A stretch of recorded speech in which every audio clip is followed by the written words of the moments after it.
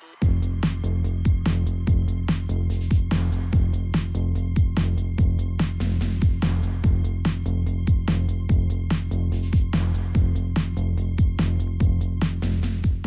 welcome back to YCFT, and this is part 2 of our Jeepers Creepers talk. Yeah, it is. We knew it was going to be a long one.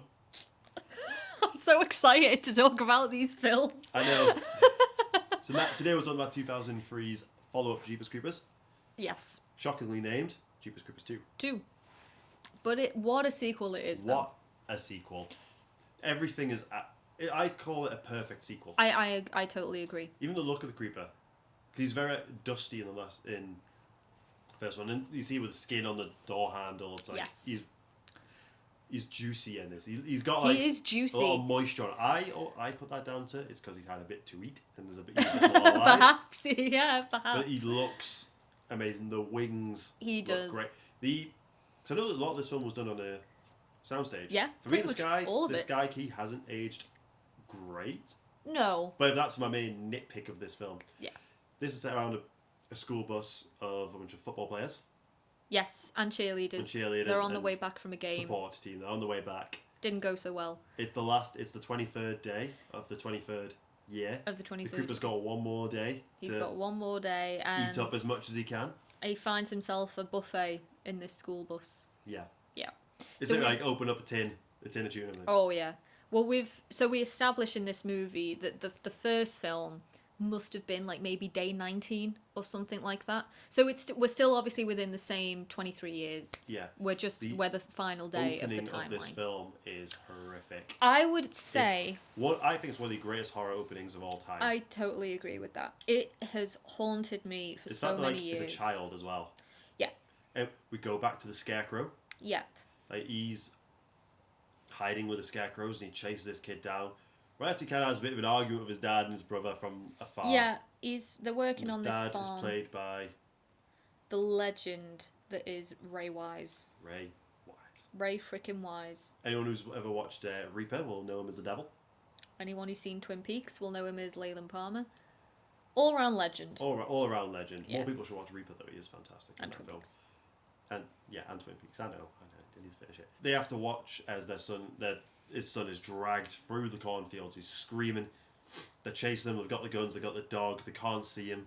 Yeah. They get a glimpse of this guy dragging him. This horrible-looking scarecrow-like figure, because that's what basically the creeper looks like generally most of the time. Yeah. Dragging this little kid through the cornfield. That personality, that humour he has, like he could just hid in the cornfields, but now he's gonna. No, he's gonna play. He's gonna play games with the kid. But it's also in broad... It's in the trailer where he looks at him, the head just kind of goes...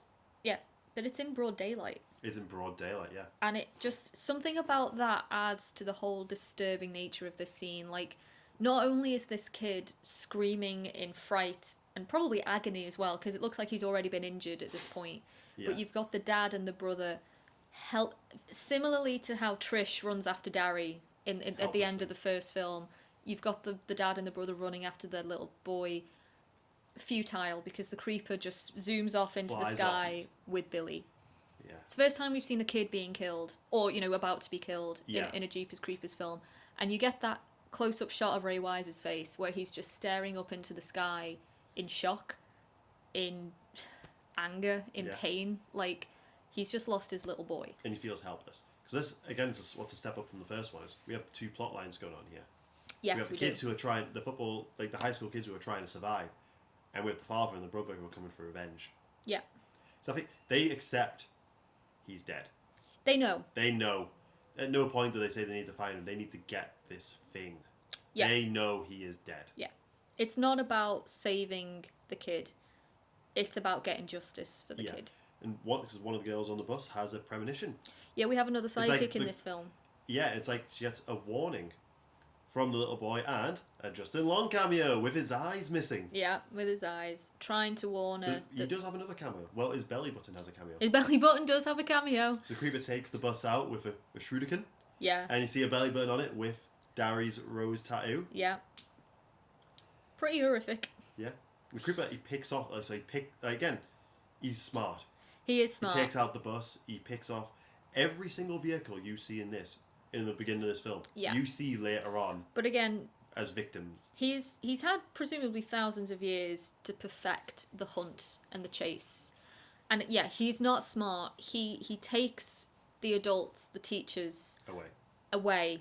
Don't even know if he eats them, but he removes them from the scene so then he can just primarily focus on the teenagers. And I think this film, which is something I appreciate more and more every time I watch it, it's kind of a masterclass in psychology. Yeah. The way the kids react to this on the bus.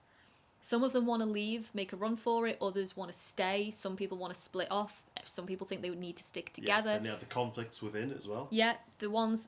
Because, well, there's one of our favourite scenes where the creeper picks people off one by one. Almost cut from... This is the first one I think that reveals that he has an extra nostril here as well. Yeah. He's the back of the bus. He's upside down. Somehow his hat stays on. He's captured everyone's attention. Everyone's staring at him through the window. And the creeper, how do you describe this? Like, he auditions them in a weird way. Yeah, it's like he's toying with them. It's almost like weirdly flirtatious as well. Yeah. Because one's like, he winks at one. He winks at one person. He does the gun at one. The other one is just like, yeah, you move out the way. Not interested in you. Window. He's just checking them all out. Which ones of this meal deal do I want to go for? Yeah, exactly.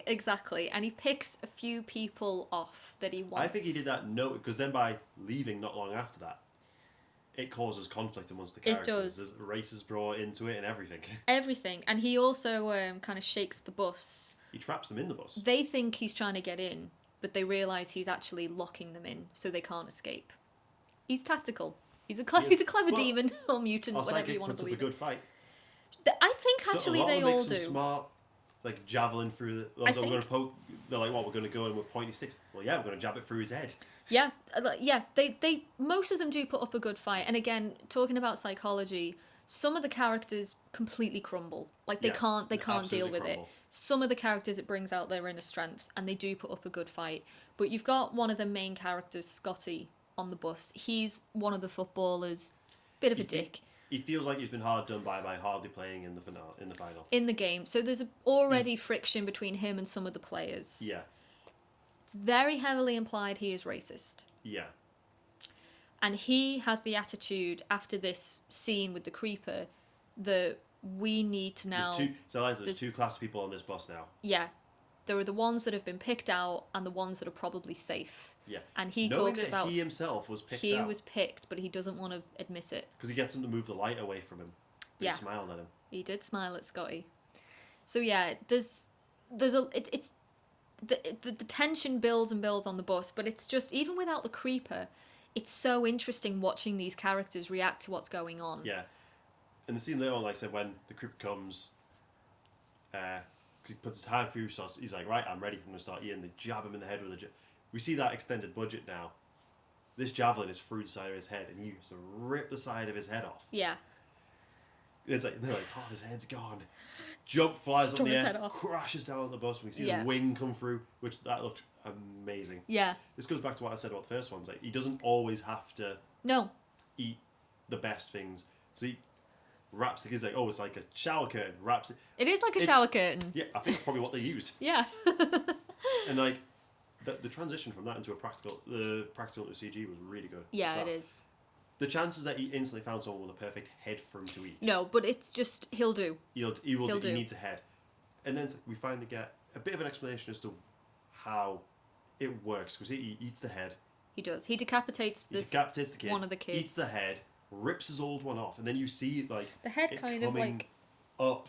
It's a really cool practical, and you see. So in theory, that kid must have been in the costume. Yeah, he must have been. Yeah. And it's like you see like his little weird back head spiky things grab onto it, and what's it? It's simply just a cut.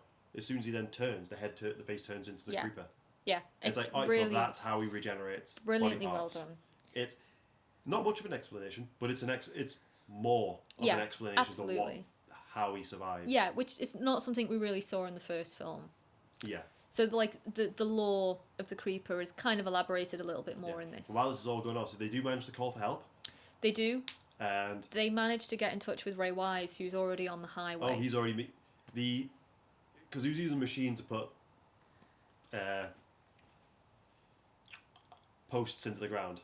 Yes. And he's turned that into a harpoon gun. He's getting ready. He's gearing up. Yeah, absolutely. So him and his eldest son and their dog, they've been listening to the police radio, so they know that there's something weird going on this highway. So they managed to get in touch with the kids on the bus, and he promises he's going to try and make it to them. Yeah. Because he second guesses it's got to be whatever this thing is that took my son. It's got to be probably attacking these kids on the bus. So he puts 2 and 2 together, and he goes after them. We'll build again. It's like that, having the two plots going. We're building to a showdown. Yeah. We had more, but we needed more of a showdown with the creeper compared to the first one. Would you say like it's a bit of a gamble to do it this way, because the first one was very successful. Yeah, but and we only had we only had the one storyline to follow. Yeah. This film we've got 2, and we don't have recurring characters from the first film. If it was all just set on the bus, I feel like it would have been quite boring. Potentially, yeah. But the way that these stories are interwoven, it's kind of flawless. Yeah. It is. And it absolutely is. By the time Ray Wise and his son get on the scene, I think the kids on the bus have already decided to split up at this point. They do split up. A few leave, some run and come back. Yeah. The creeper, Scotty meets his end. Scotty's death scene is incredible. It's very well done. So at this point, the kids, they're fleeing the bus. They can see the creeper in the sky. He's going after them. Scotty's arm gets pinned against a tree with one of the because they're in the forest. They're in the field at the time. He waits in the sky until they look he and knows see what him. he's They doing. wait until he sees them. He knows what he's doing. He knew all along they were going to escape from the bus. Yeah. He's just biding his time. But yeah. He's biding his time, but at the same time, he's definitely very aware that he's running out of time. Yeah. So, yeah, a lot of the kids, some of them escape, presumably. Some of them he kills. Scotty's one of the kids who gets killed. But it's a great scene. Pinned to a tree. And it's about like the one that he's had the conflict with comes back to help him. Yes, but also Scott, who's kind of put up this bravado, like this very masculine bravado throughout the whole film. He is screaming and begging and crying like a child when he knows he's going to die. He's begging for help. And it's a again, testament to the actor. Yeah, he's really good. He's not a likable character, really. But I think you can appreciate when someone is shit scared. Yeah. And, like, they sell it very, very well. And then we've only got a handful of characters left at this point. Yeah, and then we have the showdown. We have the final showdown between Ray Wise and the Creeper. The Creeper's been really injured at this point. Yeah, shoots with a harpoon. He's been shot with a harpoon by Ray Wise, which is a fantastic sequence. Yeah. He's in a car crash with one of the kids when he slams on the brakes and the Creeper goes flying through the windshield. Yeah, one kid, we do see him survive. Yeah, we do. We actually see him climb out of the car, I think. Yeah, which is good because he knows there's a chance he could die with that. Yeah. But like I said, the whole scene with the harpoons, he gets shot several times. It's looped through the bus. Things get flipped. Yeah, it's the carnage. noise the creeper make when he gets hit and suddenly hits the side of the hill. There's a great scene as well where when the Creeper is being harpooned, he makes eye contact with Ray Wise. He knows. And he knows exactly who this guy is. And I think even the Creeper, he understands revenge, I think. Yeah. Like, he understands human nature to an extent, I think. But it's just like this really... Because there is a deleted scene from the second one. Yeah. That shows a medieval shield with the creeper's face on it. Ah. So I reckon he's been in human conflict before. People have rallied against him in the past. Probably, yeah. And that kind of is another idea of how old he was. But also, it was back to medieval times. It wouldn't have been in America. It has to be somewhere in Europe. No, so he's learned to drive at some point. Yeah. Because he knows, like, driving people off the road is a good way to scare people and test people's fear. Yeah. Also a good way to not be seen. But that showdown, it's... Again, you have the kids, the jocks putting up a really good fight. When we see he's missing a leg, he's missing an arm, his wings are gone, he's just kind of jumping. Hopping along to it's this... that shit, he needs to get what he wants. And now more than anything. Yeah, time is running out. Time's running out. He's wounded. And then, again, Ray Wise comes on the scene with his javelin, I think, or whatever it is. Javelin that's been made out of the creeper's knife. Stabs the creeper repeatedly. And it just keeps going and going and going. It's, again, a genuinely very emotional scene because we know what's built up to this. Yeah. We know what he is feeling with every stab. And I might be wrong in saying this, but it wouldn't surprise me if there's 23 stabs that Ray Wise. Yeah. It's relentless. In the face, because he shoots him again. He's pinned to the floor, and he's like, Cooper's trying to pull it out of his forehead. He's stabbing with the other one. And his time runs out. And the creeper thing, like the claws, they come around the face. And just before they close, he also gives Ray Wise another look. He does, yeah. As if to say... We get the lines that he's not dead. He's around the time, he's like, looks pretty dead to me. Looks pretty dead to me. But he doesn't believe that he's dead. The look the creeper gives him, it's very much like, I'll see you in 23 years. Yeah, I'll be back. I'll be back. Because that's like, the damage he takes there. He's weakened. He's weakened. He's missing a leg. He's missing an arm. Yeah, can the creeper actually be killed? I don't know.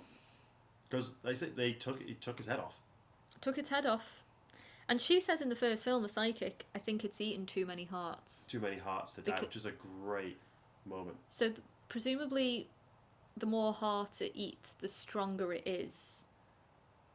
But I don't know if it can. I don't know if it can actually die. That's the theory of it being an alien parasite. Is that the body can take as much damage, but it's the thing on the back of its head that is the actual creeper. Yeah, it's interesting theories. But that is the end of the creeper for that cycle. For that cycle, we see it 22 in a couple of months, like 23 years later, a few days before he's due to wake up. Yeah, some kids are there, like, to see the bat out of hell. Yeah, it's tied up. In all Ray his limbs Wise's... are there. It's tied his limbs up with it. Yeah, and he's just sat there with a harpoon. Ray Wise, old Ray Wise, in very good old age makeup. Yeah, and he's sitting there waiting, and the last lines of the film is about 2 more days. Yeah, give or take a day or two. He's waiting for this thing to wake up, and he'll be ready for it.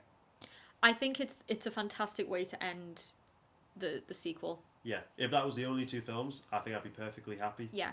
With that. Jeepers Creepers 2 is a fantastic movie. Like, it's such a good sequel, but it ups everything the right way. More kills, more action, a little bit more information, but not giving away too much information on the creeper. We have more characters as well. Yeah, more plot. Which sometimes can be a detriment to a sequel. Yeah. Introducing too much of everything. But I love the characters in this movie. It's like, as unlikable as a lot of them are, you can't help. You are on that bus with them. Yeah. You are totally there with them. You are completely helpless as they are. And you feel Ray Wise's anger and that need for revenge. It's just, again, the emotion that is attached to these films in terms of the characters. It's kind of... It's an undervalued thing, I think, in these films. How actually emotional they are. It's not a slasher. No, it's not a slasher at all. It's barely I wouldn't even call it a creature feature. No. Like, I don't know what we would class this film as. No. Like a monster movie? Kind of. It's suspenseful. With obviously like elements of the supernatural. Yeah. There's a lot of supernatural. I like the mystery, and I think even if the director didn't have the horrible, terrifying past that he has, after the second one, there's a chance he might not have come back to it if he had a successful directing career. But I think as time would go by, studios would want to. I mean, if he had a successful directing career, he might have just sold the rights to Creeper earlier anyway. Yeah, perhaps. People wanted more. We've been wanting more Creeper for so long. I was so excited for the third film. If we ever do a part 3 to this, looking into why that film didn't work. Yeah. It tries to overcomplicate it. It does. And it's just why did the truck have to become sentient? That was a stupid move. It was stupid. So stupid. I also think, you mentioned it, but the timeline that the third film is set, it's like it's after 1 but before 2. I think the point is because he couldn't get the budget he wanted. He wanted to go bigger for the sequel to 2. Yeah. And he was going to he said in an interview he was using this film as a way to get a 4th one made. Yeah. Like to revitalize it. Yeah. But it's not a good film. It's not a good film in any way, and it is a shame. One thing I do like Creeper's red shirt. Even if the Creeper looks cheap, his face looks cheap. Too much daylight in the film. Oh, too much daylight. This film minimizes the second film minimizes daylight, Not enough interesting characters, not enough interesting kills. Bad VFX. Yeah, bad VFX. Really bad VFX. I think the thing is, to me, it doesn't matter as much because I love the first two so much that even a bad third film, even a bad fourth film, if the latest one turns out to be rubbish, We still have those We've still first got two the that first are two. perfect. They're yeah, perfect little films. yeah, exactly. That's kind of where I'm at with this franchise. At least the once a moment. year, I'll rewatch both of them. Yeah, I think they're brilliant. They're one of the first horrors that we ever talked about as well together. Yeah, it was. It absolutely was. It was one of the first ones we watched together. Did Yeah. we watch it in lockdown? No, we watched the first one like before lockdown, I think. Like in the very beginning. Yeah. I'm sure we did. I'm sure we did in the first few months. I'm trying to remember. I know we watched most of the Screams in lockdown. We did, yeah. Over Skype. Over Skype. Oh, the days. Yeah, that was easier than trying to watch any of the Alien films because there's so many different cuts of them. We both ended up with different cuts of the film Yeah, to it's start like, separately. Wait, where are you up to with this? I've had another scene that you don't It's have. like I'm 9 minutes ahead of you. How did this happen? There's only one cut of Jeepers Creepers 1 There and is, 2. thankfully. There's not that many deleted scenes either. No, and the making of these films. Well, there's not so much for the first film, but for the second film, there's a very in-depth making of behind the scenes look that's on YouTube. Yeah. I think it's fascinating. It's to really watch. cool, like opinions on the director. Obviously, Yeah, we know, can't but escape it. everyone really enjoyed working on these films, and a lot of people seem to seems- have really fond memories of working on them. People still have fond memories of working on the film. Like Justin Long, his Yeah. Instagram, he always talks about. He posted on the anniversary of the first one. Yeah, didn't he did. Yeah, he did. That was when he posted the picture of him in the suit. Yeah. And, you know, the fact that they are making a fourth film, well, they've made a fourth film, it just hasn't been released yet. People love The Creeper. Yeah, people want more. Yeah. And I think it deserves to run for as long as it can. I As would long really as the like stories it if are done Jonathan well. Brett can have a cameo Yeah. in it. Not a bad looking guy in real life either. Strong jawline. Very strong bald. He's bald. He's not always bald. He was only bald for that. They shaved his head for the makeup. Oh, for that. Yeah, when you look at pictures of him online, he's usually got hair. Oh. I think it was to make the process of getting the makeup on easier. Pretty good looking guy. Yeah. Just saying. Creeper's got a pretty good looking guy. Creepy, yeah. Oh, he's ate a lot of good looking guys. He has eaten a lot of good looking guys, yeah. But yeah, solid sequel. Solid first two films, really. Yeah. I think if I had to pick which one I find scariest, I would say the first one. Yeah. But the second one is the most fun. Yeah, I would agree with that. In the story, like, again, I love the story. Justin Long sells the first one for me, and I love him in that. The Yeah. second one is, like I said, it ups the ante in the perfect way. In the perfect way. It's a great follow-up. The only thing that's missing from the second one, we don't hear the song. There's no Jeepers Creepers. Don't Where'd you hear get the those song. peepers? No,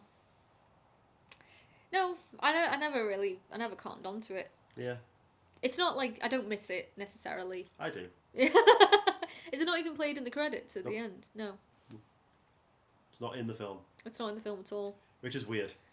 It is a bit, yeah. But yeah, so that brings this two-part episode to a close. Yeah. We want to talk about Jeepers Creepers for a while. It's not the last one we're going to make. Maybe we'll do a third one. We will definitely do a review of the new film when it comes out. I'll Yeah, be there. for sure. We'll be there opening night watching it. We will be. But yeah, I mean, I can't just say enough how much I love the first two films. Yeah. They really are great. They hold a special place in my heart. Same. But also just genuinely fantastic horror films. Yeah. So, yeah. Happy New Year, if it is New Year. If it is. If it is. Let's go with it is. I'm planning this far ahead. I know for a fact by the time this comes out, it's definitely not the time to start the Christmas tree up. No. But you can't see, but there's a Scream mask. We didn't put a star on our Christmas tree. We put a No, Scream mask on we top put of our Christmas tree. Ghostface on the top. Yeah. So yeah, thanks for watching. I hope you enjoyed it. Hope If you you really want us to enjoyed. do a third one, kind of let us know. Yeah. I'd rather not. We'd rather not, but would you rather do that? Would you rather watch Slumber Party Massacre 3? Ooh. Who comes with you with sadistic choice? Yeah. I'll get Quote back. the Green Goblin. I'll get back to you on that one. You never know when some lunatic's going to come to you with a sadistic choice. With a sadistic choice. Until next time. Bye. Bye.